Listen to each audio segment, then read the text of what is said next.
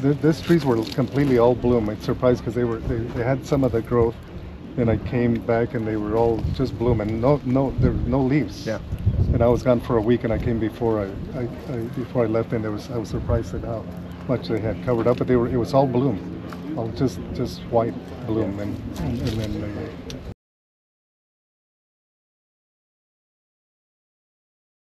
during the bloom period, the ideal weather would be 70, 75, something like that. And so we've been having 60, 65 in the morning, and it doesn't warm up. 2 years ago was worse, and this year I said hopefully it'll be okay. Hopefully it'll be okay, because we did get some sun sometimes in the afternoon, but I guess it wasn't enough to do the set. And we've had a couple of bad set years. Last year because of the cool. This year I think we'll be okay on most of it. And then but the last year we hardly had any fruit. Where we have some trees that were 3 years old. They should have set, and 4 at the other place, and they should have set more fruit, and we hardly had any fruit.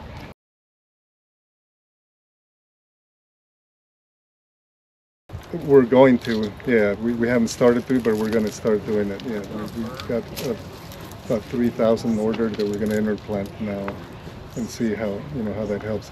The only issue that I have with the pollinators is that sometimes their bloom period doesn't match when the avocados are blooming. Another gentleman asked if we had done the Sutano pollen, which you can spray. We haven't done it on the gems, but we've done it on some has, and it seems like we have some good results. So we just have to get a match of pollinators. So we're going to try different pollinators. Hopefully find one that works the best for the gem. But it has to bloom at the same period, or otherwise it's it doesn't help you.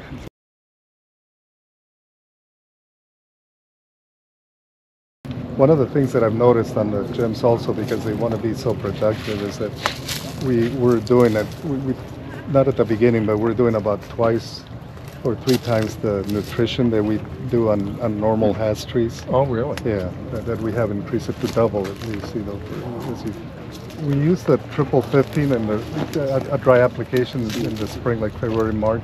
Yes. And then we'll do like A and C, which is a calcium nitrogen blend. And so is that through the irrigation? Yeah, and then we do that about 6-7 months out of the year. We split the monthly application, and we do it every 2 weeks. And I think that's beneficial, like the spoon feeding.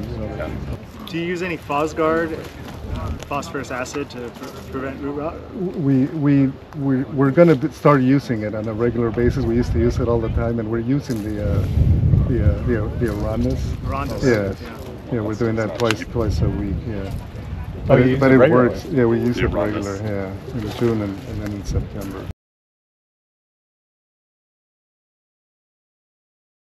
Right now we're letting them kind of just be for a little bit, and then as they get to probably about this age, we'll start doing a little bit more of the internal cleaning. And I know that they are susceptible to bruising, they say, and I've seen it up north where even a branch, a leaf will rub it, and it'll scratch the fruit.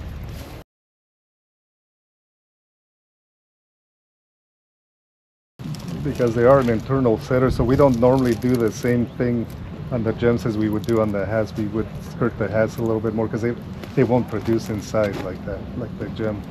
So we're going a little bit slower on the skirts, but we are opening them up for irrigation purposes, for water distribution. And this, like your question, once they get to this age, we will start doing a little bit more of the internal cleaning. But we're gonna not do as much, but we do more than Broca says. We should do just a little bit more. And the really successful gem growers up in the Ventura, Santa Barbara, Carpinteria area, they've started to do the same thing. They're finding that the benefits outweigh the drawbacks, because you get a lot of fruit on the ground, especially in the first few years. And if you don't prune, that fruit has a tendency to rot, and it becomes second tier or cold. It's just not very good quality fruit. So Jaime's been very active in making sure that they're pruned at the right time.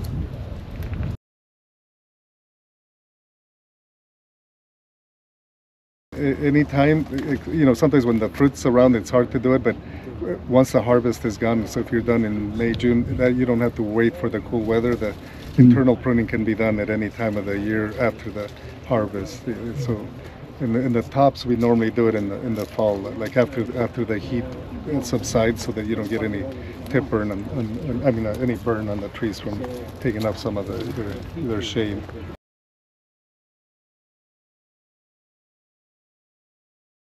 One of the things that we figured out that you can do 20 hours a week, and if you put them all at once, you're not going to get the benefit. You have to split it in two because of the shallow roots of the avocados, or 3 times. And you don't have to increase the hours of water, you just have to increase the frequency that you do it at.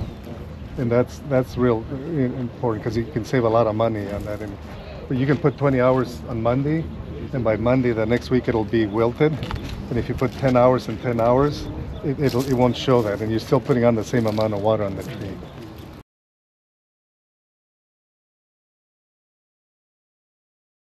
I've seen them at small, like Fraser Farms only has 2 markets, and they had beautiful hats, and they were from Mexico.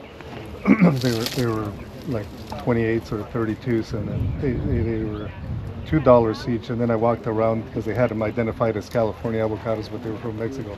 So I talked to the produce manager and told them, and they changed the placards, the little placards. They normally sell California, but then I went around to the other end. They had a display of gems, and it was 3 feet, 4 feet wide, and it only had a little bit on the bottom left, and those were $2.50 each. And so I go back to the same gentleman that I had talked to, and I said, "Oh, I see you carry the gem." And he says, "Oh yeah, we got about 3 or 4 pallets, and we can't keep them on the floor. That's all we have left."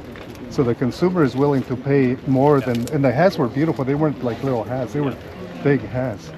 And they were willing to pay $2.50 for the gem and $2, for the hats, and they paid the $2.50. And they said we can't keep them on the floor.